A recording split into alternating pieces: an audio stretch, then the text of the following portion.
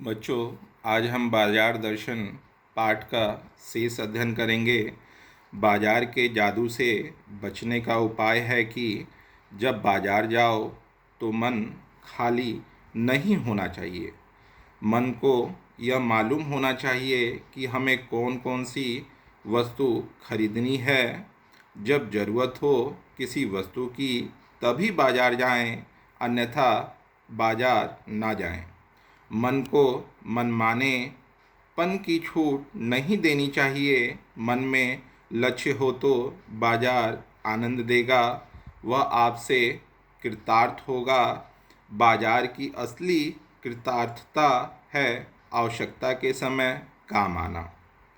लेखक के पड़ोस में भगत जी रहते थे। वे लंबे समय से चूरन बेच रहे थे। चूरन उनका सरनेम था। वे प्रतिदिन 6 आने पैसे से अधिक नहीं कमाते थे।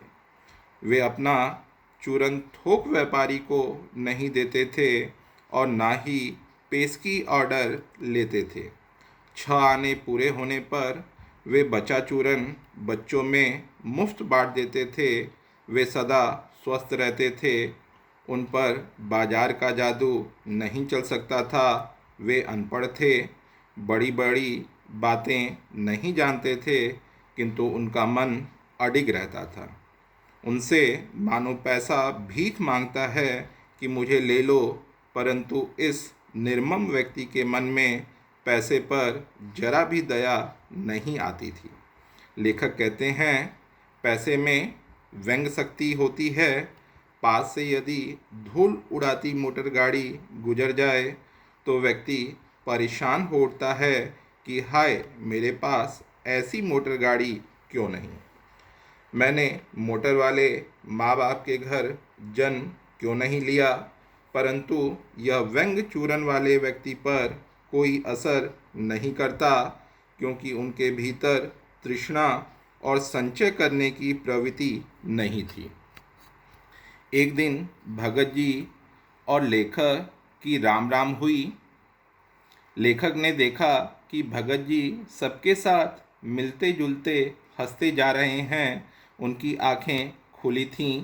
बाजार का सब माल भी देखते जा रहे थे, लेकिन वे भौचक्के बिल्कुल नहीं थे। उनके मन में सारे सामान के प्रति आशीर्वाद का भाव था, विद्रोह का नहीं, क्योंकि उनका मन भरा हुआ है। वे खुली आँख, संतुष्ट मन और मग्न होकर सारे फैंसी स्टोर छोड़कर पंसारी की दुकान पर जीरा, काला नमक आदि खरीदते हैं और चुपचाप चले आते हैं। उनके सामने बाजार तभी तक है जब तक कि जीरा चाहिए। जीरा लेते ही बाजार शून्य हो जाता है। यहाँ बाजार के शून्य होने का अर्थ है मन में किसी भी वस्तु के प्रति थोड़ी सी भी चाह शेष ना रहना। फिर चांदनी चौक के आकर्षण बुलाते रहें या कहीं चांदनी बिछी रहे तो बिछी रहे, वे उसका कल्याण ही चाहते हैं। लेखक का मानना है कि बाजार को सातर्कता वह मनुष्य देता है जो सही मायने में अपनी ज़रूरत की चीज़ें बाजार से खरीदता है, जिसे यह पता है कि उसे कब, क्या और कितना खरीदना है। अनावश्यक वस्तुएं खरीदने वाला व्यक्ति परचेजिंग पावर के गर्व में बाजार की शैतानी शक्ति और व्यंग शक्ति को ही बढ़ाता है। ऐसे व्यक्ति ना तो बाजार से लाभ उठा सकते हैं और ना बाजार को सच्चा लाभ दे सकते हैं।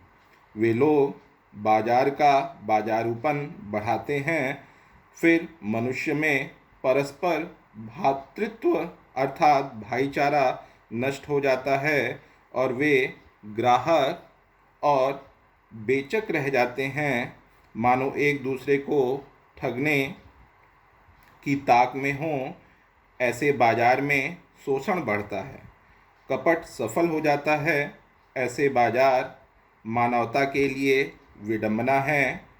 वह अर्थशास्त्र सरासर औंधा है, मायावी है और अनीति शास्त्र है। धन्यवाद।